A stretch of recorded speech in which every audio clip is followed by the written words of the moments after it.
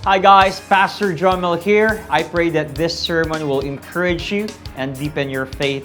Kung na-bless po kayo sa message na ito, please like and share and tag someone and let's spread the word about the goodness and love of our God. Mabuhay po. Good morning po sa ating lahat. Good afternoon pala. I'm Gerald, one of the ministers of Bethany. And kanina po nag-preach po ako sa 7 and 9 a.m. service natin. My heart is so full because seeing those people na dati po kasi ako ay ginagamit lang ni Lord. Bata pa lang po ako, paslit dito sa tech booth dito. Tapos ang akala ko, calling ko lang is pag nabigay ko na yung kailangan, kasi bumibili kaming CD dati to record yung preaching ni Bishop. Tapos pag nabigay ko na yung CD, nakuha ko na yung sukle, pupunta na ako sa tindahan sa baba. Kakain ako ng lugaw at saka tokwat baboy. Pag feeling ko, nakain ko na yon, tapos na yung calling ko sa church. Okay na ako, pwede na ako umuwi. Thank you, Lord. Kuha ko na yung sukle. But, praise be to God, dahil kanina po, I'm preaching sa mga general service po natin or sa, can we clap our hands to Jesus? Kung ano po yung victory sa personal life ko is victory nyo rin po. Bakit po? Because this church didn't fail to train the next generation of leaders. Ako po ay bunga lamang ng next generation of leaders ng church na to. Alam niyo po, sa bansa natin, may mga nag-aaway ng presidente, nagbabantaan sila. Sa paniki mismo, ang gulo ng politics, di ba? Pero if we failed, we're so blessed sa church natin because we're training the people or young leaders of this society. Kasi kung nakikibat-in ka sa mga politics outside the church or sa mga politics sa Facebook and all, tapos hindi ka nagkikare sa mga young people sa church mo, there's an irony there. Kasi yung mga next generation of leaders, sila po yung magiging next na president ng Pilipinas at magiging next na mayor ng Pilipinas. And we're so blessed sa church na to dahil may mga leaders po tayo. Bishop Saldi, andyan po si Pastor Jomeldi, si Kuya Joe who mentors me, and praise be to God sa mga magulang ko po na patuloy na nagsusupport sa church na po. Ang pinaka-model ko po sa paglilingkod ay ang aking mga magulang. And it's a speech for me kasi kinakabahan ako ngayon. Pero it's an honor to preach sa ating youth service. Alam niyo po, sabi ko sa 1 p.m. and 7 a.m. and 9 a.m., kayo po yung pinaka-responsive, sabi ko sa kanila. Amen? Mukhang hindi ako makapahiya.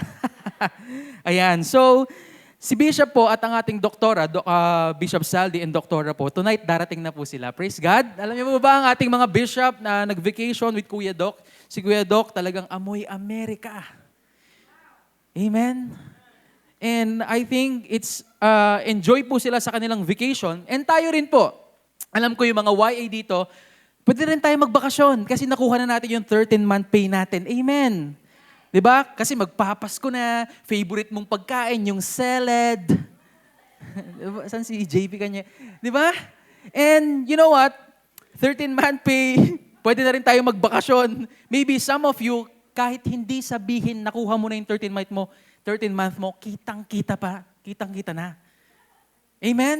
May mga YA dito kahit di mo mabanggitin na alam mong kitang-kita na nakuha na nila. And parang pansinin po natin, parang ganito yung picture mo before 13-month po, ito yung itsura mo, ayan. Every year, lagi ko pinipreach to sa mga nakikinig. And after mo makuha yung 13-month pay mo, ito ka na ngayon. Ay, grabe girl! Grabe, banat na banat. Ayan. No offense po sa mga nagpa-reband. I like your hair. Ganda po. Pero, ginawa ko lang po yung illustration ngayon. Pero, yung iba po sa atin, kahit meron na nakuha na yung 13-month pay, still nakabudget na agad yung bills, pangregalo, pangdagdag sa mga luho, yung mga pinag-ipunan po natin, binabayaran natin.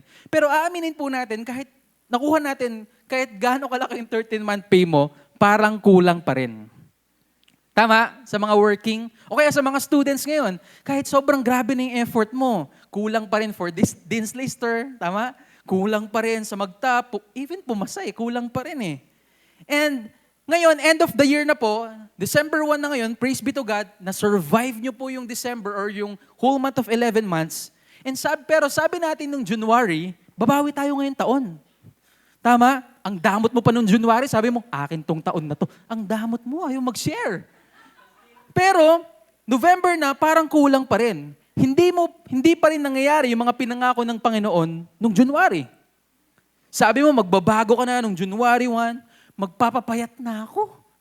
Magji-gym na kami ni Kuya Doc. Natapos na yung taon, sabi mo, maglulus ka ng 11 months. Ay, ng 11 kilos. Ang nalus mo, 11 months. Di ba yung tipong, hindi na ako magpapadala sa mga matatamis niyang salita. Ngayon, diabetic ka na. Dalagang dalang-dala ka. Tapos na yung taon, pero wala pa rin changes. It's quite negative. But today, we're gonna talk about Gideon. And yung picture niya is ganon.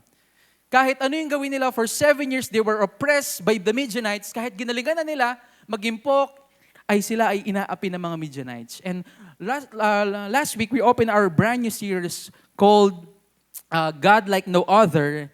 And we talked about last week about Yahweh, or I am everything. But today, we're gonna talk about Jehovah Shalom, which is God is peace. And today, we're gonna start off sa kwento ng mga Israelites. For 7 years, they were oppressed by the Midian. At ito ay tinawag ang isang man called Gideon. Kilala niyo po ba si Gideon? Ayan, i-introduce natin.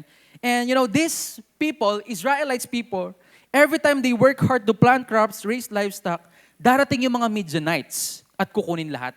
At so as we look into this passage, let's see how God can use the smallest or yung mga parang hopeless situation natin to show His faithfulness for us. Are you excited for today? Can we tumayo po tayong lahat to give reverence to the word of the Lord as we read ang salita ng Panginoon ngayong araw. And you know what? Just to have a anticlimactic period kanina, sinabi natin parang kulang. Pero I just want to challenge you before the preaching start. Baka yung kulang o yung ubos sa tingin mo ngayon, actually set up lang ni Lord para sa sobra-sobrang pagpapala niya. And let's read the verse today. If you have your Bible, you can read, samahan niyo akong magbasa, but there's a big Bible sa ating harapan, sa screen. And Judges chapter 1, sabay-sabay po tayo magbasa. And the people of Israel did was evil in the sight of the Lord. And the Lord gave them into the hands of Midian for 7 years. And the hand of Midian overpowered Israel, because of Midian and the people of Israel made for themselves the dens that are in the mountains and cave and strongholds. For whenever the Israelites planted crops, the Midianites and the Amalekites and the people of the east would come up against them. They would encamp against them and devour the produce of the land as far as Gaza, and leave no sustenance in Israel, and no sheep or ox or donkey, for they would come up with their livestock and their tents. They would come like a locust in numbers. Yung mga Midianites po, they come in locust like numbers. Both they and their camels could not be counted, so that they laid waste the land as they came in. Let's pause in a minute. Alam niyo po ba, yung Israelis, patuloy silang, paulit-ulit sila sa pagsamba sa mga Diyos-Diyosan, tapos sa pag-disobedient kay Lord. Ang nangyari, si Lord is, nilagay sila ni Lord sa hand of the Midian, or sa Midianites, sa Amalekites, para sila i-oppress for 7 years. And then, sabi sa verse 6, and Israel was brought very low because of the Midian, and the people of Israel cried out for help to the Lord. Let's bow our heads and let's pray. Lord Jesus, we thank you for this time of your preaching of your words today. Naniniwala kami, Lord, as we look into and dive into your presence for the day, we can experience the peace that we never encountered before, Panginoon. Lord Jesus, help us to perceive your thoughts for today. It's not Kuya Jed's word, Panginoon. It's not the preacher's word. It's your words for today, Panginoon. So, Lord, it will manifest in our lives, O God, because your words are active, living in our lives, O God. So, therefore, Lord, buksan niyo ang mga puso at isip namin. Naway maunawaan namin yung message niyo, Panginoon. It's all about you, Panginoon. It's not about the absence of problems in our life. It's all about your presence to this day. In Jesus' name I pray, amen and amen. Are you excited for today? Amen. Bigyan lang natin ng narrative yung kwento. During this time, ang kwento is nagsimula sa panahong taghirap yung mga Israelites. They were stuck in a toxic cycle ng kasalanan at paghihirap. Talagang sila ay ino-oppress ng mga Midianites. And sabi na sa Judges, ginawa ng Israelites ang bagay na masama sa paningin ni Lord. Are you getting the story? Kaya, ginawa ng Israelites ang masama sa paningin ng Panginoon. Kaya ang ginawa ni Lord is binigay sila sa kamay ng Midianites for 7 years. Ang mga Midianites at saka Amalekites and people of the east, mga ruthless po sila. Ibig sabihin, para sila mga professional invaders, talagang nananakop, kinukuha yung mga livestock, yung mga kailangan nila, winawasak lahat. Kinukuha yung mga crops, ninanakaw yung mga livestock, at iniiwan po silang gutom at takot. Ganito po yung sitwasyon ng mga Israelite. Takot na takot, lagi silang nagtatago sa mga kuweba at bundok. Kapag harvest season na, darating naman yung mga Midianites para nakawin lahat ng pinaghirapan nila. And imagine working so hard to see it all taken away. Di ba ang hirap po, yung nakaka-frustrate, di ba? Yung parang meron kang 13-month pay pero napunta lang sa papapagamot, napunta lang sa inutang mo, o kaya yung grades mo, ginalingan mo talaga. Nag-aral ka mabuti, pero hinulaan lang ng prof yung grades mo. Di ba? Parang feel ko, 3.75 to ito nga. Hinulaan lang. And the Israelites, halos mawalan na po sila ng pag-asa. Pero sa gitna ng lahat ng ito yung pinakamaganda. Napatawag sila kay Lord. After 7 years of oppression, finally nagising sila. They were like, Lord, tulungan mo kami. Pero ito po yung twist, hindi to random oppression na binigay lang ni Lord for them, but it was a result of cycle ng disobedience nila. Iniwan nila si Lord, sumamba sila sa mga Diyos-Diyosan, lumayo sila sa commandments ni Lord. And when the Israelites cried out kay Lord, hindi lang po ito sila ay gutom or physically oppressed, kundi sila ay spiritually desperate. Alam nila na naligaw sila. They knew na si Lord ang tanging person who can save them. Walang ibang option, kaya in their brokenness, they cried out for mercy. And I just want to relate to this. You know, God uses tough times to get our attention. Many of times, God uses tough times to get our attention. But here's the best part. Hindi po nag-remain na tahimik si Lord, but God heard them. Wow, can I hear a wow? God heard them. Si Lord, kahit sobrang kulit nila, nakinig pa rin si Lord. Si Lord, sobrang rich in mercy, hindi tumalikod sa kanila, hindi siya nagsabi, yan kasi kasalanan nyo yan eh. Instead, nakinig siya sa paghihirap nila at nirinig na yung sigaw at ang nangyari, kumilos si Lord. Sa moment po na ito, sa gitna ng oppression, desperation nila, sinimulan ni Lord ang plano niya na kanyang deliverance. And alam niyo yung gagawin ni Lord for this people of Israelites? Tumawag siya ng tao. You know, God always use people. And sa story na to, God used people to deliver the Israelites out of Midian. At tumawag siyang isang tao at ang pangalan niya ay Gideon. Can you say sa katabi mo, si Gideon? Kaya huwag kang aantukin. Sige, sabi mo sa katabi mo, hindi ako matutulog. Ayan. Sabi mo yan ha, hindi ako yan. Hindi ko sinabi yan. And si Gideon, ganito siya tinawag ng Panginoon. Are you excited for today? Ganito tinawag si Gideon ni Lord. Verse 11, Now the angel of the Lord came and sat under the terebinth and at Ophrah, which belonged to Joash the Abiezrite, while his son Gideon was beating out wheat in the winepress to hide it from the Midianites.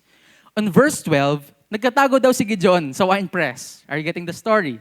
On verse 12, And the angel of the Lord appeared to him and said to him, The Lord is with you, O mighty man of valor, or mighty warrior. I just want you to picture this. Ang Israel, they were oppressed for 7 years. They were broken, scared dahil sa Midianites. Then here's come Gideon, at tinawag siya, hindi siya yung tipong nasa battlefield. At sabi niya, victory, come on, let's fight the Midianites. Hindi. Nung tinawag si Gideon, nagtatago siya sa wine press. Yung ulo niya nakatakip na baka sakaling hindi siya makita. Tapos biglang dumating yung angel ni Lord at sabi sa kanya, The Lord is with you, O mighty warrior. Teka lang. It's so contradicting in the logic that I have. Si Gideon, mighty warrior, nagtatago. Parang ang layo, di ba? Pero ang response ni Gideon on verse 15, And he said to him, Please Lord. Takot na takot siya eh. Nagtatago siya eh. Pero ang sabi niya sa angel of the Lord, Please Lord, how can I save Israel? Behold, my clan is the weakest in Manasseh. And I am the least in my father's house. Are you getting the story already? Si Gideon, tinawag na warrior habang nagtatago. Pero sabi ni Gideon, pinili pa rin siya still kahit ang kanyang current situation is the weakest in Manasseh. Ibig sabihin, if may clan ako, ang tatay ko ay si Jerry Daliwan, yung long hair, di siya yun. Kalbo yung tatay ko eh. Kung yung may tatay ako, yung pamilya niya is yung Daliwan family, if we're gonna contextualize this, siya daw yung weakest, yung pamilya ng Daliwan. And then sa Daliwan family, si Kuya Jed, siya daw yung pinaka-least or pinaka-mahina. Yun yung context nung tinawag si Gideon. Kaya ang sabi niya, how can I save Israel? My clan is the weakest in Manasseh and I am least in my family. Ang translation lang po nito, Lord, sure ka ba? Pinili talaga ako? Ako talaga, Lord? It's irrelevant for us, pero sometimes it's relatable. It's relatable. Ilang beses na po ba tayo nakaramdam ng ganito? Lord, hindi ko kaya. Lord, wala akong skills for this. Lord, mali ata ka nang napili. Pero ang totoo, hindi po kailangan ng Lord na perfect na tao. Ang kailangan niya yung willing. And this we can see the God's amazing grace. He doesn't call the strong or qualified. He calls those who obey and trust in Him. He doesn't call the qualified, but instead, He qualifies the called. Amen? Ang primary po na iniisip ng Lord pag pinipili ka niya, pag tinitignan ka niya, ay hindi po yung kaya mong gawin. Ang lagi niyang tinitignan is kung mag-o-obey ka ba at magtitiwala ka sa Kanya. And alam mo yung feeling na hindi ka para sa job na yan, yung tipong nilagay ka sa thesis nyo, ikaw daw yung magpe-present. Eh, ang pinaka-major mo magluto ng pansit canton. Parang ganun yung nangyari kay Gideon. He felt weak, unqualified, and undeserving. Pero siya pa rin yung pinili ng Lord para iligtas ang Israel. And the Lord, and alam niyo po yung response, and sabi ni Lord sa kanya, and the Lord said to him, but I will be with you, and you shall strike the Midianite as one man. Wow, this is comforting. Because 7 years silang oppressed, pinili yung pinaka-weak, pero ang sabi ng Panginoon, I will be with you. That's more than enough. Amen? Matapos tawagin ng Diyos si Gideon, binigyan siya ng mission. Nahirapan pa rin si Gideon. Alam niyo po, yung binigyan ng mission si Gideon, nahirapan siyang maniwala. Sobrang interesting ng story. Kasi dun sa latter verse ng story natin, talagang tinest niya pa si Lord ng 2 beses para lang maniwala siya. Pero sabi ng Lord sa kanya, ang pangako simple lang, I will be with you. Ang Israel oppressed ng Midianites, nagtatago sa kuweba, punong-puno ng takot, si Gideon nai-intimidate at unsure sa sarili, pero ang sagot ni Lord, I will be with you. Kaya ang response ni Gideon, on verse 24, then Gideon built an altar there and called it, the Lord is peace, Jehovah Shalom.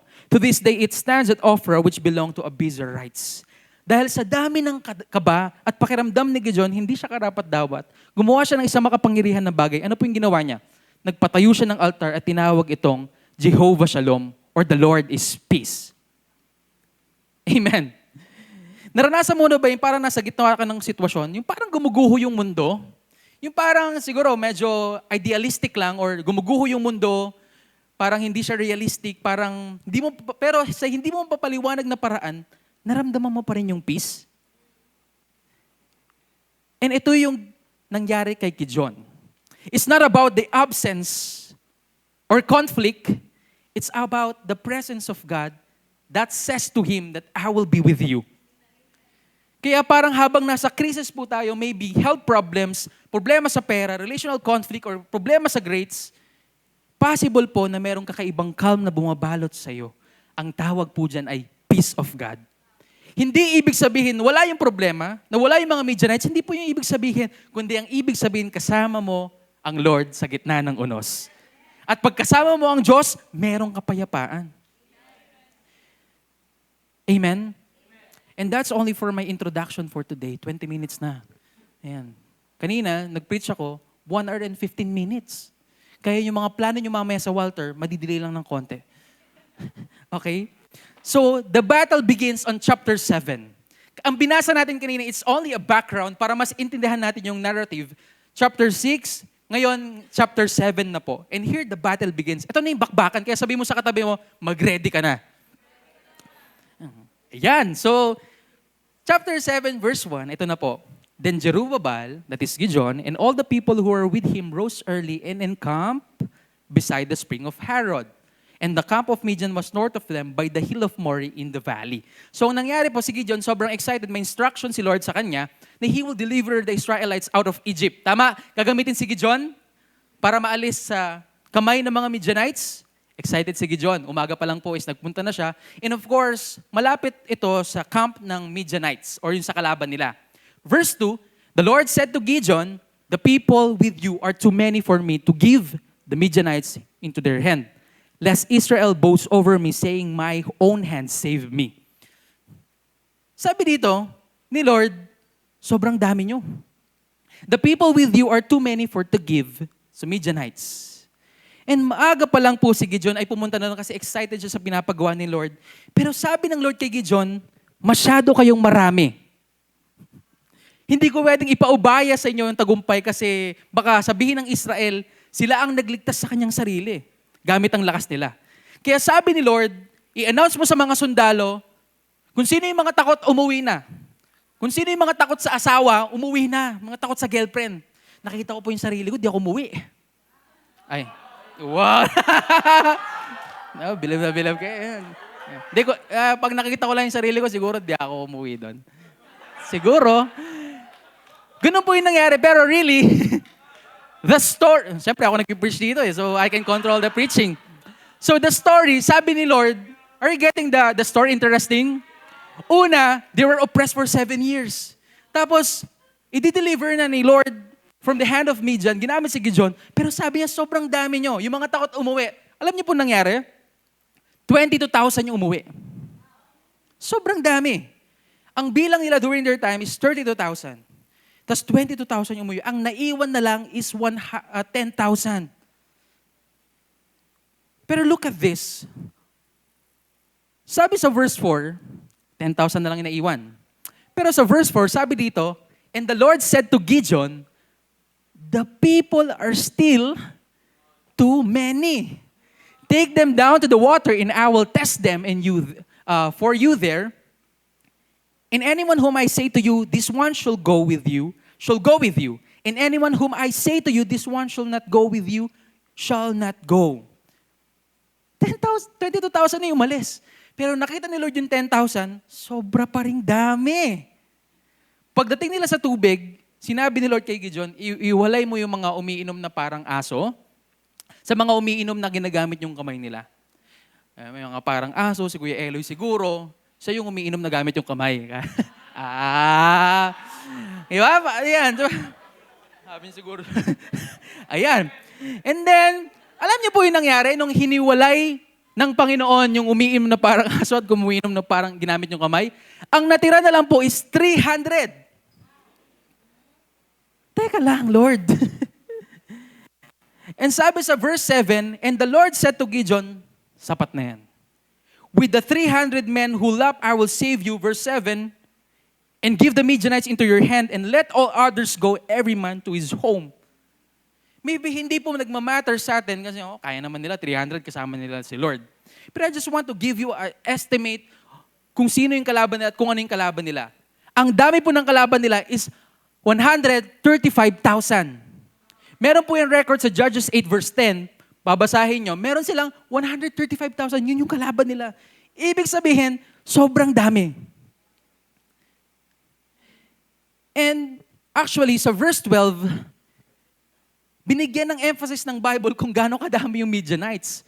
And the Midianites and the Amalekites and the people of the east lay along valley like locusts in abundance. Their camels are without numbers as the sand on the seashore in abundance. Pero ang sabi ni Lord kay Gideon, 300 men lang ang kailangan ko, pauwiin mo na lahat. Before we pun in sa text, I just want to establish the context. Uulitin ko lamang po, the Israelites were oppressed for 7 years. Sobrang tagal nun. Tayo pa nga lang, di ba? 2 years lang eh. Pandemic, takot na takot ka na. Uy pare, wala na akong panlasa. Takot na takot ka na, tama? Meron ka lang ka-relationship ng 3 months, broken-hearted ka na. Yung mga parinig mo sa TikTok, yung mga notes mo. Tama? Buti pa yung araw, tapat. Daming hugot! Diba? Nagas yung joke, yung araw, tapat sa hindi. Ganun lang yan. Sige, mamaya pag-uwi nyo, magigets nyo. Pero, 7 years silang ino-oppress. At hindi lang yon, God chose a leader who is the weakest of his clan. Weakest in his family. Hindi lang weakest sa clan, weakest pa sa family. And this leader, si Gideon, meron pa siyang doubt kay God. Hindi siya ganun ka-peaceful actually. Hindi nag-manifest yung pag-build niya ng altar na God is peace. But then again, ito yung promise ni Lord, nakaabang na sila for war. 32,000. Pero sabi ni Lord, 300 lang ang pipiliin ko. Hindi sinabing 300 na malalakas or mighty warrior, sinabi 300 lang. And imagine 300 lang na ito, at oppress sila ng 7 years. Siguro takot itong mga to. Yan yung, kilala ko yung Midianites na yan, yung nagbatok sa akin eh. Kinuha yung kambing ko niyan eh. Takot na takot tong 300 na to. Siguro kung ikaw yung isa doon, tapos nakita mo yung 299, ang payat naman tong kasama ko, parang si JP. Paano to? Paano kami lalaban dito? Sabi siguro nila, ikaw yung isa sa yung 229, ang papayat. Si JP Cañero, si JP Garcia. Are you getting it? Pero may muscle na yan si JP Garcia. Amen? At hindi lang yon. I just want to picture how outnumbered they are. 135,000 yung kalaban nila at 300 lang sila. Alam niyo po ba yung ratio nun? 135 divided by 300? 450. Ibig sabihin, kailangan yung isa makapatay ng 450. Ganun kadami, pare. Pak. Sabi niya, siguro. Tapos lumalaban yung mga yun, ha? Yung 415 yun, lumalaban. Kahit nakatayo yung mga yun, pak, ilang ka na pare? 96. Pak, nakakapagod pa rin. Are you getting the picture? Sige, magpasaksak ka na lang. 226, ang dami pa rin. 450 po yun. But the bottom line is this. They are outnumbered, disadvantaged, and weak. Wala po silang laban. And I just want to relate you here to this, to ponder this. How many of you here, you felt like this? You are outnumbered and disadvantaged. Yung grades mo ngayon, imbis na papasa, parang pasang-awa. You're expecting a high grade, pero parang naloreta ka ng prof mo, pero you're in the brink of giving up. You prayed for provision, Lord, sana himala. Pero parang si Gideon, you are undersupplied and outnumbered. What if sa family mo po is na-diagnose yung mahal mo sa buhay ng malubhang sakit? Ang treatments mahal, hindi pa sigurado yung recovery, tapos physically mahina pa siya. Parang nasa laban ka, wala kang energy, hawak mo lang ang pag-asang kasama mo si Lord. Imagine, yung tayo po, yung sa mga breadwinners ng family, sa mga nag-aaral, nag-isikap, umaasa tayong makaramdam tayo ng kahit konting isman lang, pero ramdam na ramdam mo every day, every month, kulang na kulang yung financial stability ng iyong family. Emotionally, kulang na kulang ka. Lagi ka nag-aas ng pagmamahal sa ibang tao. Hindi na nag-work yung mga connection mo sa labas. Hindi ka na ganun kalakas kay mayor. Parang ikaw si Gideon na tinitignan yung pamilya mo, paano ko kaya matataguyod to? Paano ko kaya madadala to maaahon to sa hirap? What if kayo po dumaan kayo ng boyfriend mo or kaibigan mo sa isang matinding problema? Sinubukan lahat para maayos pero lalong lumala. And tayo po mismo, naramdaman na po ba natin minsan na parang ang layo mo kay Lord? Yung challenges sa buhay mo, nagdala pa ng doubt sa Kanya, sa promises niya at sa plano niya para sa'yo. Parang di ka naman totoo, Lord. January, ito na yung sinasabi mo sa akin, bakit hindi pa rin nangyari ngayon? And you feel that you're unworthy. At tinatanong mo kay Lord, bakit ako? Lord, ako yung pinakamahina. Ako yung pinaka-unqualified, pero bakit ako pa yung pinili mo? And you know what? Lagi po tayong nilalagay ni Lord sa isang sitwasyon na imposible. Mamaya sabihin ko bakit. Pero I just want to i-segue kayo sa story na to when Paul, sabi dito sa 2 Corinthians 12 verse 9, si Paul, ang ginawa ni Lord kay Paul dahil si Paul po ay sobrang galing niya. Pero ang ginawa sa kanya ni Lord is, binigyan siya ng isang thorn of the flesh na tinatawag, day and night may nagbo-bother sa kanyang bad spirit. And this Paul, si Paul, is Sabi niya kay Lord, Lord, alisin mo na yung nagbabother sa akin or yung turn of the flesh ko. Sabi niya, Lord, bakit ganito? Ganito na yung buhay ko, naglilingkod naman ako sa inyo. Lord, tanggalin niyo na. He pleaded kay Lord 3 times. Lord, please tanggalin niyo na. Lord, please tanggalin niyo na. Lord, please tanggalin niyo na. And how many of you experienced that? Yung parang may pinapatanggal ka kay Lord na, Lord, tanggalin mo na to. Lagi na lang ako yung inaapi. Ba't lagi na lang ako yung pinakamahina sa company namin? Ako na lang yung pinakahuli sa pag-aaral namin, Lord. Lagi na lang akong sabit. Di ba, Lord, yung kapitbahay namin, payaman ng payaman. Siya naman yung bigyan mo ng sakit. Bakit yung nanay ko pa, Lord? Ako, naglilingkod naman ako sa iyo, Lord. Ba't parang laging kulang? Ganon yung plead ni Paul kay Lord. Pero you know what? Ang sagot ni Paul, ang sagot ni Lord kay Paul, hindi niya po tinanggal yung thorn of the flesh. Pero ang sabi niya dito, but He said to me, sabi ni Lord kay Paul, my grace is sufficient for you, for my power has made perfect in weakness. Therefore, I will boast gladly of my weakness so that the power of Christ may rest upon me. Maybe right now, hindi po tinatanggal ni Lord yung problema natin. Pero the moment you sustained, that's already grace ng Panginoon. Maybe hindi sinagot yung prayers mo nung January, February, March, April. Pero hindi ba blessings yung nandito ka pa rin ngayon? Nag-hope kay Lord na sasagutin niya yung mga panalangin natin? And that's already grace for you and grace for us. The moment you survive to that situation na parang traumatic experience, the moment you are here listening to the word of the Lord, listening to the hope, listening to the peace of God, it's already grace for Him. Pinakamaganda sa verse na to, alam niyo po ba? Sabi ni Paul, kung kailan ako pinakamahina, dun pinakamalakas si Lord. And I will boast gladly of my weaknesses. Sometimes po, hindi po talaga tayo inaalis ni Lord sa sitwasyon. Pero sinusustain niya po tayo. Pero if ever you're questioning, bakit? Bakit Lord? You're so loving. You're compassionate. Bakit kailangan pa mangyari sa akin? How can the God of peace make it look like a disastrous situation?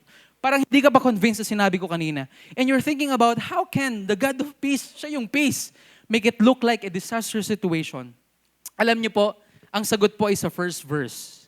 Ano ang sabi ni Lord sa mga kay Gideon on the first verse, sa verse 2? Sabi dito, the people with you are too many for me to give the Midianites into their hand, lest the Israel boast over me, saying, my own hand has saved me. Kaya po sometimes, inaalis tayo ni Lord or hindi tayo inaalis ni Lord sa mga bagay na to because one thing, pride. One thing po, pride. And pride is the most dangerous heart conditions in the Bible. Why? It leads us to independence from God. Nakakatakot po sa isang Kristiyano pag sobrang depende ka na sa lakas mo, hindi na sa Panginoon. Nakakabulag ang pride. Pinapaisip tayo na kaya natin mag-isa, na hindi natin kailangan si Lord sa mga tagumpay. Akala natin, hawak natin yung future natin. And maybe, we need God on some part. Pero Lord, Ikaw yung Diyos ko. Amen, God. Pero sa part na to, sa aking relationship, hindi ko yung Diyos ko dito, Lord. Gagawin lang namin yung pwede namin gawin. Lord, pwedeng wag ka muna mangialam dito. That's still pride. Pag hindi natin nagre-rely si Lord sa lahat ng bagay, ibig sabihin, hindi tayo talaga nagre-rely sa Kanya. And that's pride. Lord, sa finances ko, kahit medyo underground or natamaan na yung gawain niyo, Lord, basta ako muna dito, yung Lord dito, that's still pride. At yun yung ina-avoid ng Panginoon. Kaya hindi lahat ng panalangin po natin ay sinasagot. Baka maging i-follow natin yung blessings, hindi na po yung blesser. At yun ang gustong maging ni Satan, gawin sa atin ni Satan. Alam niyo po yung promise ni Satan kay Eve sa Garden of Eden? Ang promise niya, you will be like God. Kaya lagi tayong binubulag ni Satan na kaya mo na, kahit di ka na mag-pray. Church ka pa, hindi na. Kaya mo na yan. Mag-devotion ka lang ng Sunday. That's good. Hindi po tayo nag-guilt trip dito, pero yan yung sinasabi ni Satan lagi sa atin. Kaya mo na nang wala si Lord. You will be like God. And it's sad for a Christian, pag Kristiyano ka, pero nawala na yung dependence mo kay Lord. Pag nawala na po yung dependence mo kay Lord, nawawala na rin yung faith. Bakit? Ang kabaliktaran ng faith ay hindi po doubt. Somehow, yes. Pero ang kabaliktaran ng faith is certainty. Hindi mo na kailangan magkaroon ng faith pag nandyan na yung isang bagay.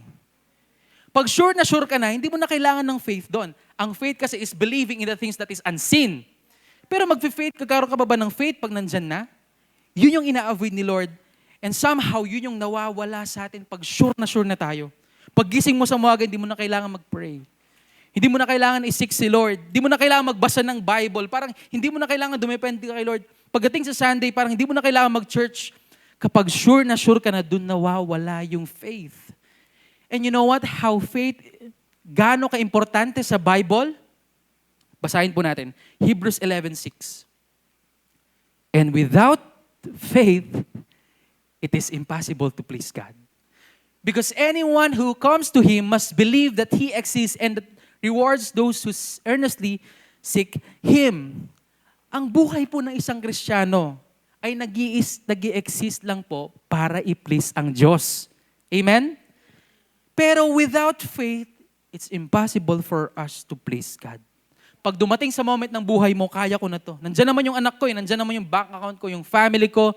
Malakas naman ako sa prof ko Di ba? Yung kaklase ko, yung pinakamagaling namin, kokopyain ko lang yung assignment niya. Tatapik lang ako sa kanya. Kaya ko naman, kahit di na ako mag-pray during exams. Andyan naman yung mga barkada ko. Alam niyo po, magaganda naman yung mga bagay na yon. But the point is, pag nagtiwala na tayo dun sa blessings, hindi na dun sa blesser. Dun po nawawala yung faith. And the more you rely on these things, the more unpeaceful you are.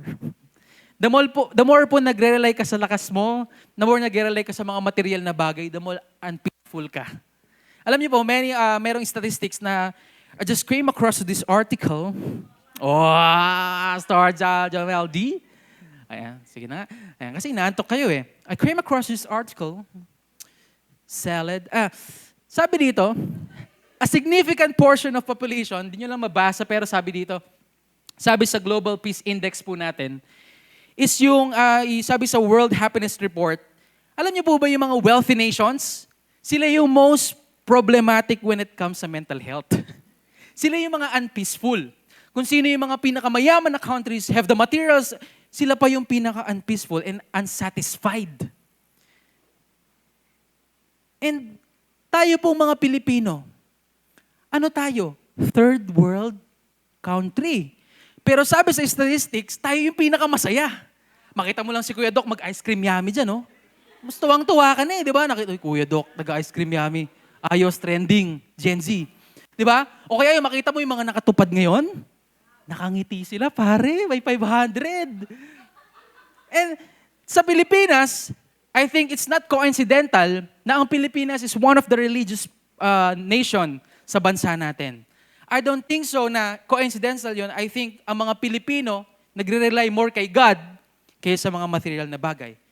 And the point is, the more yung mga mayayaman na tao, the more they are unpeaceful of that material things. And going back the story, meron pa balang story, Going back sa story kay Gideon, God just used 300 people, 135 ang kalaban. Alam niyo po ang nangyari? They were pushed behind walls because God wants these people to rely on Him alone. Kaya ang nangyari po sa verse 16, tuloy po tayo sa kwento, and He divided the 300 men to 3 companies, put trumpets into the hands of all them, empty jars and torches inside the jars. Nai-guess nyo na po yung story. Meron tayong Israelites oppressed by the Midian for 7 years. Tapos, pumili si Lord na magdi-deliver sa kanila out of the Midianites ng isang weakest sa kanyang clan. After that, ang pinili lang 300. Pero dito sa verse na to, medyo funny part. Kung kasamahan nyo ako mag-imagine. Bakit? 300 na lang sila, pero ang sabi dito, put trumpets into the hands of all of them, empty jars with torches inside the jars. Mag-war na sila, makikipag-war na sila sa Midianites. Ang gagamitin lang nila ay jar at trumpets. Imagine that. Are you with me? Imagine that. Anong gagawin nila? Bubuhusan ba nilang tubig? Yung mga Midianites, nalunod, pupukpukin, pak, sabi doon. Yung trumpets, gumanon. Kasi pinukpok. Ganun ba yung gagawin nila? They were oppressed for 7 years. Sobrang disobedient sila. Yung leader, pinakamay na 300 lang yung warriors. Tapos jar and trumpets pa yung dala. Pero we need to dive into this. 300 lang pero binigyan ng roles. Una, ang bawat soldier naging parang servant. Imbis na sandata po yung hawak nila, bit-bit nila yung sarili nilang pagkain at supplies. Wala silang heavy baggages, extra provisions. Kung ano lang yung kaya nilang hawakan, yun lang yung dinala nila. Bakit? Test ito ng faith. And ito yung question ko dito sa Bible verse ito. And question ko sa inyo, kaya ba nilang magtiwala kay Lord na siya ang magpo-provide kahit limitado lang ang dala nila? Pangalawa po, bawat soldier naging trumpeter. Normally, ginagamit ang trumpets pang signal o celebrations. Pero ito, makikipag-war sila, binigyan yung 300 men, hindi ng espada o ng sling. Ang dinala ay trumpets. Parang pupunta lang sila sa party, di ba? Parang, 300. Andiyan na yung mga Midianites. Ang galing na gaya. Anyways, during these times, trumpets are not just used for celebrations. Trumpets are used for worship. Hindi niyo po ba nagigets? Sometimes yung worship natin, hindi siya instrument for war, pero instrument siya for faith. Trumpets yung dala na ibig sabihin, they are ready to worship anytime kay Lord. And sometimes yung worship mo kanina, that's how you fight your battles. Maybe you're thinking about na kanina nag-worship ka, umiyak ka kay Lord, parang at the same time parang walang nangyari, pero hindi mo alam baka may nangyayari na. Hindi lahat ng battles po ay kailangan yung strength natin, yung galing natin. Sometimes the best way to fight your battles is with worship.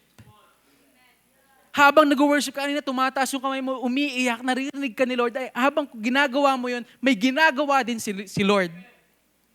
Parang ang labo, pero ito yung planet ni Lord sa kanila. Ang mga lalaking pong ito, armed lang sila ng faith at obedience kay Lord. And God put them in a situation na tanging Diyos lang ang mapupurihan because trumpets and jars are not strategical for war, but they are strategical for faith. And how many of you here right now, listening to this message ni Lord, na the only thing na meron ka ay hindi pang war, pero pang faith? How many of you here na you're in the situation, pag-aaral mo, skills mo, parang kulang. And you're telling na, baka hindi sa akin talaga yung course nito. Ito lang yung kaya kong ibigay para sa course na to, Lord. Maitawid ko lang. O kaya ilang beses po natin naramdaman na sapat lang yung pang-araw-araw natin na expenses, tapos may biglang dumating na unexpected need, tapos sa church, bigla ka pang kinausap sa isang church project daw regarding sa Vision 2020, pero kahit maliit yung budget mo, still nakipag-participate ka. Kahit yun lang yung meron ka because you trusted God will multiply it. May pagkakataon ba tayo na you felt na kulang yung patience mo or understanding mo or even yung love sa mga tao sa paligid mo? Pero still, you gave that little kindness and forgiveness to someone kahit maliit, God used it to heal and restore relationships. Sa ministry po natin, minsan feeling natin hindi tayo equipped. Kulang sa training, resources, or even confidence. But God is with us. Or maybe you're battling with anxiety and fear. Hindi ka makatulog paggabi, pero meron kang small prayer request kay Lord and small Bible verse you hold on to na sinasabing, I will never leave you nor forsake you. It's not much, pero ito yung ginagamit ni Lord para bigyan ka ng strength to move forward. You know, God doesn't need the most advanced tools or the most qualified people. Ang kailangan niya, ang faith at ang taong nag-uobey sa Kanya. Pero if you're gonna see, Kuya Jed, parang ang dami mo naman sinasabi dyan, parang it's so idealistic. Hindi yan talaga nangyayari. Kami mga Gen Z, it's not realistic for us. Hindi na po yan applicable ngayon. Kailangan, nag-work ka, faith and obedience lang, I don't think so nag-work pa rin yan. Hindi pwedeng faith lang, and I get it po. Alam niyo po ang generation natin ngayon, our generation requires tangible evidence before forming belief. Yun po yung nakakalungkot sa generation natin. Kailangan pakita muna ni Lord. Kailangan makita ko muna yung Kuya Jel, leader. Kailangan makita ko muna nagbabago yung pamilya ko. Kailangan nakita ko muna nagbabago ako before ako maniwala kay Lord. Yes po, kahit ako po bilang leader, maraming times, I don't want to maging hypocrite sa harapan nyo. Madaming times na kailangan ko pa rin maniwala, na kailangan pakita pa rin ni Lord bago ako maniwala. Pero sabi sa Matthew 17 verse 20, if you have faith as small as mustard seed, you can say to this mountain, move from here to there, and it will move. Nothing is impossible for you. That's it. You're not responding. Ibig sabihin, kailangan nyo munang maniwala sa preacher before you believe. Pero sabi ng salita ng Panginoon, before you believe, or before you see, you need to believe first. And can I hear amen when I say, if you have faith as small mustard seed, you can say to this mountain, move from here, and it will move. Nothing is impossible for God. Can I hear amen? Alam niyo po, sa mundo, ito talaga yung gusto ng mga estudyante ngayon. The world is requiring us to see first before we believe. Ang hirap maniwala sa verse na yan kasi hindi ko pa nakikita, Lord. But this verse tells us you need to have faith first. Believe first to see. And if you have faith like a mustard seed, alam niyo po, gano'ng kaliit yung mustard seed? Sobrang liit lang po niyan. Ano pong ibig sabihin yan? Bakit hindi sinabi sa verse, if you have faith like mango seed? Ang laki nun, may pag-asa ka pa ng konti. Tell to this mountain. Hindi sabing rambutan seed, di ba? Pero ang sabi dito, mango ay... mustard seed. Ibig sabihin, irrelevant po yan. Ibig sabihin, sa sobrang liit, yung mountains mamumove sa maliit ko lang na faith, ibig sabihin, irrelevant po. Ibig sabihin, hindi talaga nangyari. And sometimes, kahit yung isang bagay irrelevant, hindi ka panipaniwala as long that you believe it can happen. May mga buhay sa atin na, bakit nangyayari to? So irrelevant. Hindi naman to yung pinag-pray ko, Lord, pero nangyari?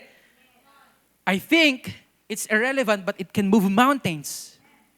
And doon sa story na binabanggit natin ngayon, trumpets and jars are irrelevant for war. But God is not particular about the instrument, but about the faith that acts. Alam mo po si Moses, when he delivered the Israelites out of Egypt, ginamit niya po yung staff. Kaya niyo ba si Moses, yung naglakad sa tubig? Nag-amen kaya taglan eh. Si Moses po, hindi siya naglakad sa tubig. Okay. Si Moses, humati ng dagat. Okay. Ang ginamit niya lang staff. And then, si David, ang ginamit niya ay sling and stone to defeat Goliath. Si Jesus, ang ginamit niya para magpakain ng 5,000, ang ginamit niya lang 5 loaves and 2 fishes. Kung kailangan yung isang war nag-require ng malaking kapangyarihan, ang ginagamit ni Lord yung pinakamaliit lang. Because God is not particular about instrument, but our faith. It's not the small things that matters, but the big God that we have. And here's a story. I just want to, sabi mo sa katabi mo, makikinig na ako. Ay, sige, sabi mo sa katabi mo, makikinig na ako. Patapos na ako dito.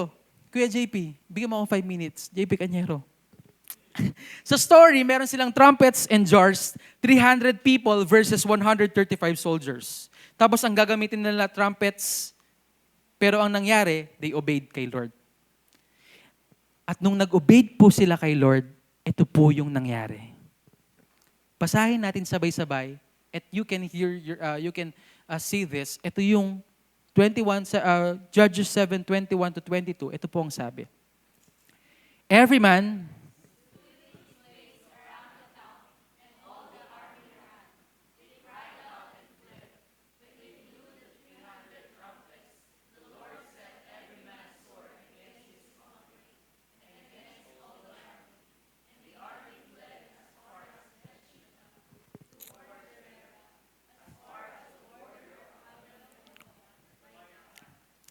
nauunawaan na po ba nating story? They were oppressed for 7 years. Tapos pumili si Lord ng pinaka-weak na leader. Merong 300 at agamit lang nila jars and trumpets. Pero yung pinakilos na sila ni Lord at kumilos na yung Panginoon, alam niyo po nangyari? It's the dead of the night. Tahimik ang paligid, pero nasa gitna sila ng intense na situation. Nakita niyo yung verse? Si Gideon at ang kanyang 300 na sundalo, itong mga sundalo to hindi sila regular na sundalo, kundi hindi sila fully armed or trained. Ang dala lang nila ay trumpets at empty jars at torches. But ano yung difference sa kanila? They were ready, full of faith and trust in God. Then comes the signal, yung trumpet sobrang ingay, sabay-sabay nilang binasag yung mga jars, yung mga torches biglang nag-ilaw. Imagine nyo na lang po yung noise, yung mga sabog na mga jars, and the sound of 300 trumpets na parang battle cry. Sabi siguro sa paligid, ang galing talaga. Sa madilim na paligid, ang liwanag ng torches ay biglang pagsabog ng apoy sa paligid ng Camp of Midianites. Alam niyo po, nagising yung buong kampo ng kalaban dahil sa chaos na hindi mapaliwanag. It was dark and confusing. They heard the loud noise and saw the flames, thinking na merong malaking army sa paligid nila. Pero little did they know, 300 lang yon. Pero God made that just like merong malaking army sa paligid nila. It was dark and confusing. They heard loud noise, saw the flames, and panic took over. And this is where the miracle happens. God caused Midianites to turn to each other. Maybe we're thinking 300 konti. Pero kay Lord, sapat lang. Hindi pa sila nag-i-start, di ba nakikipaglaban yung mga Israelites, yung mga kalaban nag-away-away na gamit yung mga sarili nilang espada. Yung mga kalaban yung nag-o-oppress sila for 7 years, nag-iiyakan, tumatakbo, fled all in all directions. Yung mga confident na Midianites, na oppressed for 7 years, naging takot na takot. Hindi nila alam kung anong nangyari, but they ran as far as they could. Ito na po yung pinaka-exciting part. Gideon and his men just stood their ground. Wala silang ginawa kundi sumunod sa plano ni Lord. It was clear the victory wasn't there, it was God's. Amen. Now imagine, the same God that they worship is the same God we're worshiping right now. Imagine, andun ka sa scenario, hindi ito normal na laban kasi God make it clear that His power is at work. Ganon din po sa buhay natin. Maybe yung way mo na ina-expect ngayong taon ay hindi nangyari eh.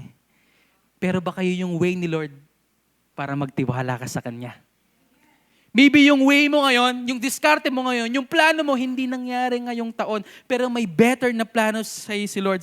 Ang plano nung battle is hindi logical para sa atin, pero posible kay Lord. And I just want to tell you this, collegiate peeps, YA peeps, all the youth here, God can use the little that we have. Patapos na yung taon, di mo alam yung faith mo, patapos na rin. Pero God can use the little that we have. Sometimes, God reduces your resources so you can maximize your faith. If that happened to Gideon in the Bible is true, moving and active, that can happen to us as well. Baka ikaw ito, you've been working so hard, doing your best, but suddenly, na-deny yung promotion mo, and you're telling right now, how can I do this, Lord? But you know what? God showed Gideon, it's not about how many or how much, but it's about trusting Him. Maybe you thought that this person ngayong taon, she's the one, he's the one, but things didn't work out and heartbreak hits so hard, it feels like everything was falling apart, but He might be preparing you for something better, a healthier relationship, or teaching you to find your identity and joy to Him first, not in a person. May mga biglaang gastos po na wala niyong income, parang di mo alam paano pagkakasyain yung lahat. Hindi ka makakapag-enroll next sem. But katulad sa story ni Gideon, no matter how small it may seem, maybe this financial challenge is God's way of teaching you to depend on Him more. Magdepende sa Kanya more, trusting that He will provide just like He provided for Gideon, a small army. Nagsikap ka sa exam, did your best, but you failed. Didn't get the grade you wanted. It felt like a major setback sa buhay mo. But just like Gideon's army, wasn't chosen for their strength, just like how grades doesn't define your worth. Maybe this failure is a setup for you to develop resilience or to help you discover a different path where God's want to use your skill more effectively. May mga delayed plans po tayo this year, but God is working behind the scenes, preparing us for the right moment. I just want to tell you this, young people, when all you have is faith, that's more than enough for God to work miracle. Pwede po ba tayong tumayo lahat? And here's how I end Maybe some of you here are astonished. Maybe nakikita mo yung words, sigaw ng sigaw ko si Kuya Jed, galit na galit si Kuya Jed for these words, but this is the word of the Lord. Amen? May mga dreams po tayo malaki, dreams of getting married, starting a new business, serving a new ministry role. But for some reason, everything is on hold. But you know what? Just like Gideon's journey, sometimes we feel like we're stuck and waiting for the right time, but God is working behind the scene, preparing us for the right moment. Sa church po natin ngayon, merong tinatawag na church project. It's called BDC Project. And you know how much we're raising young people? Nag-raise po tayo ng 35 million para bayaran for 9 years. Actually, it's 48. Pero nabayaran natin. And this church, parang sa atin hindi nagmamatter, pero we have this Gideon 300. Ito yung concept. The target is to have 300 partners, just like you and me. And monthly, ang babayaran po natin is 350,000. And sadly, hindi po natin nami-meet yung 350,000 a month sa church natin, just to build this church.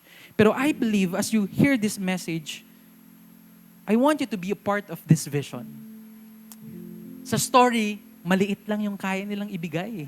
Sa story, merong isang weapon na hindi naman talaga weapon at all. Maybe maliit lang yung kaya mong bigay, but God doesn't see the value of that money. God sees the value in your heart. How you obeyed, how you being a part of this vision. So, young people, isa lang challenge ko sa inyo, be a part of this vision. Maybe hindi ka pa makapagbigay ngayon, pero meron kang pa konti-konti. Pero I know God will use that. O hindi ka pa makapagbigay ngayon, pero you can use yourself as a vessel of God's grace and glory for discipleship. Discipling the young people. And itong vision na to, malaki para sa tao. Pero maliit lang po ito para kay Lord eh. As long as we are obeying to Him and being a part of this. And this is how I end this preaching kahit overtime na sa oras ko, isang oras na ako. Baka last ko na to sa youth. But you know what? It happened to Gideon because one thing, kasama niya ang Diyos ng peace. The altar that Gideon built, di ba nag-build si Gideon ng altar? Sabi niya, God of peace, Jehovah Shalom is not just about name. It's a promise and a person. Amen? Even though it was disastrous for 7 years, takot na takot sila for 7 years, meron silang leader na weak, 300 lang versus 135. Hindi sila nagdala ng sword kundi jars. Pero napagtagumpayan nila because they have that God of peace is with them. And you know, when we talk about peace, young people, pag pinag-uusapan natin yung peace, lagi nasa isip natin, nasa Boracay, nagpapahinga, alam mo yun, nasa Paris, ang sarap ng higaan. Pero ang peace na sinasabi ng Bible, sabi ni Paul sa Philippians 4, rejoice always, again, I say it again, rejoice. And the peace of God that is beyond all understanding will guard your heart. Yung peace na binabanggit ni Paul doon, is hindi ito yung peace na walang problema. Ang peace na binabanggit ni Gideon doon is even you are in the midst of the problem, as long that is God is in the midst of you, that's peace already. Bakit po? Kasi yung sinulat ni Paul, yung rejoice, say it again, rejoice, that the peace of God and understanding will be with you. Hindi po si Paul nasa Boracay. Yung sinulat niya yun, nasa prison siya. Ibig sabihin, yung pagre-rejoice at saka yung pagkakaroon ng peace isn't a situation problem, but heart condition problem. It's not about your situation because peace is not about the absence of problem. We're talking about the presence of God in the middle of the chaos. Maybe someone will tell you, wala talaga akong peace, Kuya J. Patapos na yung taon. Iniisip ko kung paano makakauwi, paano pagkakasyahin yung budget ko for this December or for this year, yung matrikula ko, Lord, parang hindi ko alam kung saan mapupunta or saan mabibigay. Yung mga tumutulong sa amin, wala na, Lord, wala akong peace. Yung mga kilala ko, Lord, yung pag-take ka ng board exam, Lord, parang wala akong peace. Hindi ko nga ma-attain na makinig sa'yo, Kuya Jed. Wala na yung connection ko. Even the Lord, I don't think na nakikinig siya sa akin, wala akong peace, Lord. But Romans 8:31 says, if God is for us, who can be against us? I just want you to remember this, young people. Uuwi kayo sa pintuang yan, ito yung i-take home nyo. Judges 6:16. Gideon was oppressed for 7 years. Hopeless sila. Wala silang matagpuan na, alam mo yun, pag-asa. Tapos pinili pa yung pinakamahina. Pero sabi ng Panginoon dun sa pinakamahinang yon, I will be with you. It sounds familiar. Because you're thinking right now, Lord, ako yung pinakamahina. Ako, Lord, yung person na parang hindi pagkakatiwalaan. But I just want to tell you this. The one who tells you that I will be with you, He is your Jehovah Shalom. Siya yung God of peace. The peace that is beyond all understanding. Yung peace na hindi mo alam kung saan galing. Yung dapat gumuguho yung mundo mo ngayon. Yung dapat broken-hearted ka ngayon. Pero merong joy sa puso mo. Yun si Lord. Yun yung peace na meron si Lord. It's peace beyond understanding. Yung mga magulang mo, it's about to break up. Ikaw mismo, you're about to break down. Pero si Lord, sinasabi niyang mahal ka niya. If I deliver Gideon out of Israelites, out of the hand of the Midian, I just want to tell you, ikaw mismo, dineliver ni Lord from death to life. Amen? From brokenness to wholeness. Amen? Ang peace na binabanggit po dito ay Jehovah Shalom. Hindi ibig sabihin wala kang iniisip. Ang peace na binabanggit dito na nagsabing I will be with you means Shalom, means wholeness. Buo. Ibig sabihin yung pwede nating ma-acquire kay Lord na peace ay hindi lang yung parang wala kang iniisip na problema. Pwede kang mabuo sa pamagitan ni Lord. It's bring wholeness to our soul. It means complete. And as we pray today, I just want to bring you in a prayer. Can you bow our heads and let's pray? I just want to pray for you today. Maybe some of you here telling, Lord, wala talaga akong peace, Lord, kahit anong sabihin ng preacher. But Lord Jesus, I pray to that person, encounter him, Panginoon. I-encounter niyo po sa church na to, Panginoon. Lord Jesus, I pray for those na walang peace, encounter them in the name of Jesus. Naway matagpuan nila, Panginoon, ang peace nila hindi base sa grades, hindi base sa sahod, hindi base sa promotions. Ang peace nila ay base sa kung ano yung kaya mong gawin sa kanila, Lord. And Lord, encounter them today. And maybe some of you here, gulong-gulo ka, hindi mo alam. You're in the midst of situation. Let's pray for that person. This is my prayer, Lord Jesus.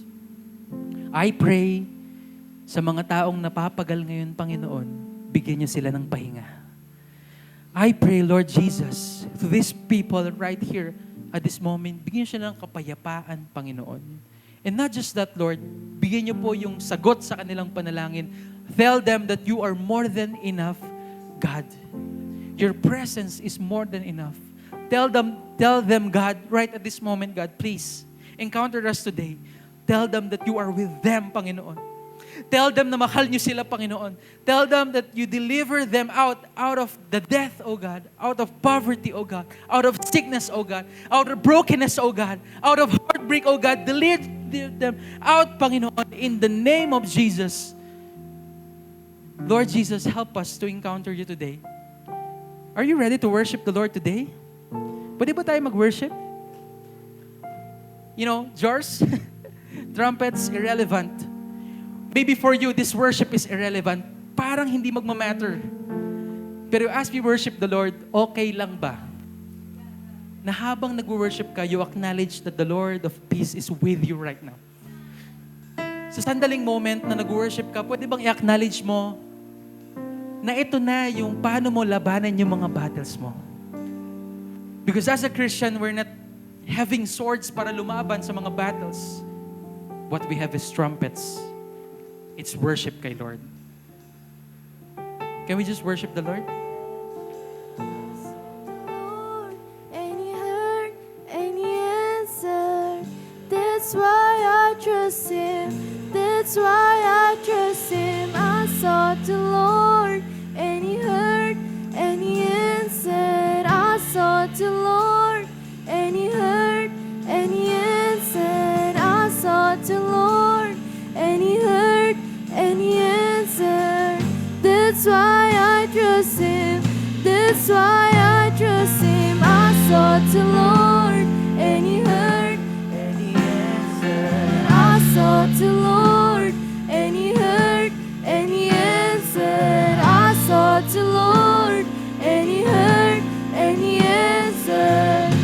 That's why I trust Him. That's why I trust Him. Any hurt, any answer, I sought the Lord. Any hurt, any answer, I sought the Lord. Any hurt, any answer. That's why I trust Him. That's why I trust in God, my Savior, the one who will never fail. He will never fail. I trust in God, my Savior, the one who will never fail. He will never fail. Let's pray. Lord, I pray sa mga tao, Panginoon, na napapagal ngayon. We pray, Lord, give them joy, Panginoon. Give them peace that is beyond understanding, God. Lord Jesus, I pray na ang bawat tao ngayon na hindi po uuwing malungkot, Panginoon. But Lord, we will have the joy that is in you only, O God. We pray, Lord, for these people, God. Use us, Panginoon, for your glory. Na yung ang bawat tao, Panginoon, maybe it's hard for us, Panginoon, but let this test be our testimony, Panginoon. Use us, O God.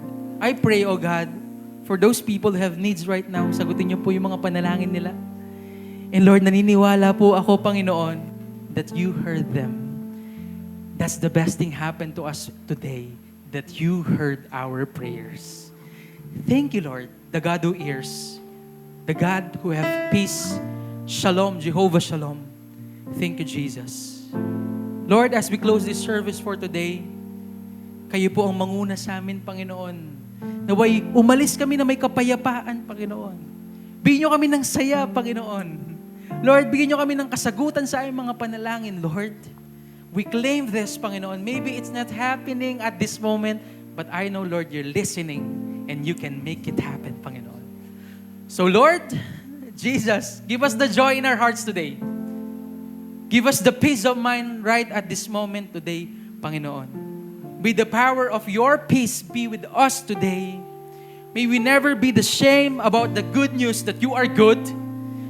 Maybe our faith, our journey of our faith, to the love of Jesus Christ, we experience mercy and grace in times of need, Lord. And this is my declaration to all of you right here. The Lord bless you. Amen. The Lord keep you. The Lord make His face to shine upon you. The Lord be gracious to you. The Lord turn His face towards you.